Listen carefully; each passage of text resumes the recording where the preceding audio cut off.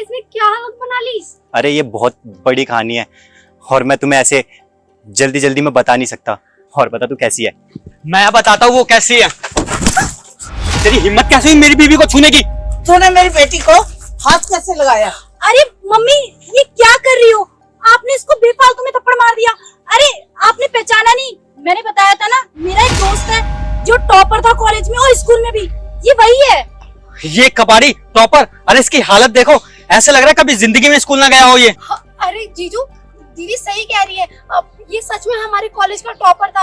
आपको दीदी ने बताया भी होगा। ये ऐसे दोस्त है तुम्हारे, भिखारी से, भूखे नंगे। अरे इनको देखो और खुद को देखो, तुम कैसी हो और ये कैसे है? अरे ये तुम कैसी बात कर रहे हो काश?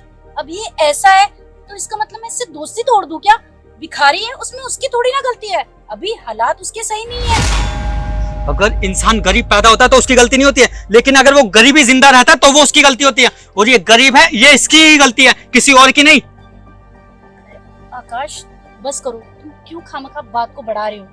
बात को मैं बढ़ा रहा हूँ या ये बढ़ा रहा है? इसकी हिम्मत कैसे हुई तुम्हें छूने की? और तुम नहीं जानती हो ऐसे 2 कौड़ी के लोगों को। ये लोग है ना गले मिलने के बहाने चोरियां वगैरह करते। चोर?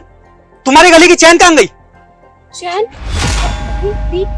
लगती यहीं कहीं गिरी होगी। अरे यहीं कहीं होगी ना, ढूंढ लेते हैं ना। जरूर इसने तुम्हारी चैन चुराई होगी। अबे तुम्हारे गले लगा था ना। अरे इन लोगों को मैं बहुत अच्छी तरीके से जानता हूँ। इन लोगों का यही काम होता है, चोरी करने का। अरे वो भाई साहब, माना मेरे हालात खराब है, पर आप ना ऐसे मुझ पे इल्जाम नहीं लगा सकते। तुझे तो मैं बताता हूँ। ये क्या कर रहे हो? बस करो। अरे उनको चोट लग रही है। जीजू इस तरीके से थोड़ी ना मारते जानवरों की तरह। आपके अंदर अकल है या नहीं है? ये लोग ऐसे नहीं मानते। इसने चोरी अभी पता, इसको दिखा। अभी मैं देखता हूँ।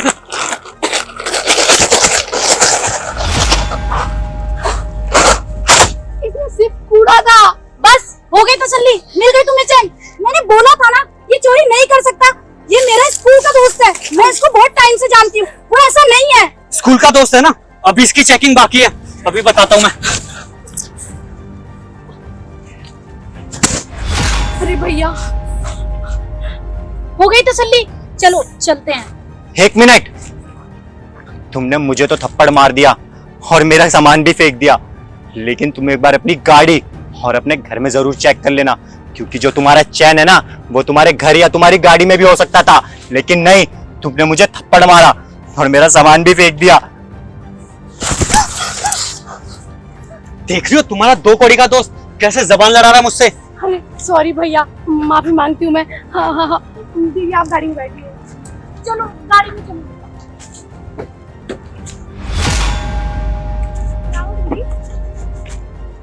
चैन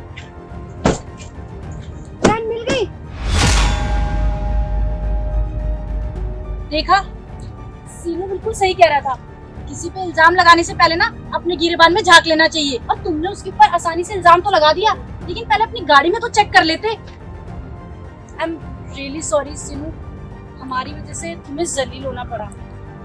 और प्लीज भाई माफ कर दो, जो भी मेरे जीजू ने करा और मेरी मम्मी ने, बिना सोचे समझे 1 सेकंड पे भी किसी पे भी इल्जाम लगा देना।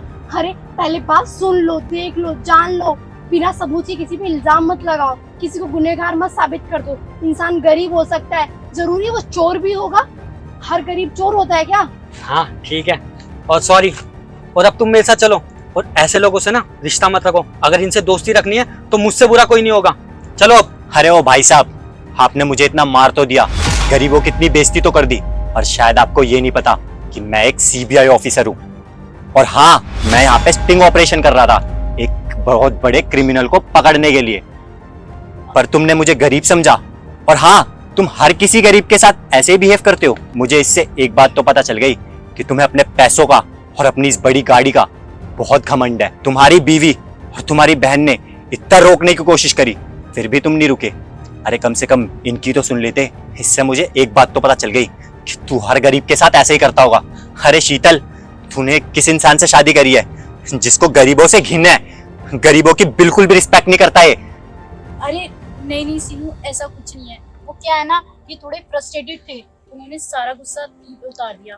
आई एम सो सॉरी, हमारे जीजू ने गुस्सा निकाल दिया अपना, और नहीं निकालना चाहिए था ऐसा, बट एक्चुअली में तुमने दीदी को इस तरीके से हक किया ना, तो वो गुस्सा आ गया उनको। उन्हें क्या पता कि तुम कितने अच्छे बचपन के दोस्त हो और कितने पुराने। हर आदमी ये देखकर गलतफहमी हो ही जाएगी ना, कोई भी किसी की बीवी को ऐसे हक करेगा तो। इसमें गलती जीजू की भी नहीं है, बस मिसअंडरस्टैंडिंग हो गई, उसके लिए दिल से माफी मांगते हैं हम आपसे। हाँ सीनू, हमें प्लीज माफ कर दो। मैं अपने मम्मी और अपने हस्बैंड की तरफ से माफी मांगती हूँ, एंड हम इस चीज के लिए शर्मिंदा भी हैं। अरे कोई बात नहीं, आप सब मुझसे माफी मत मांगो। बस कुछ लोग सीख जाएं कि गरीब भी इंसान होते हैं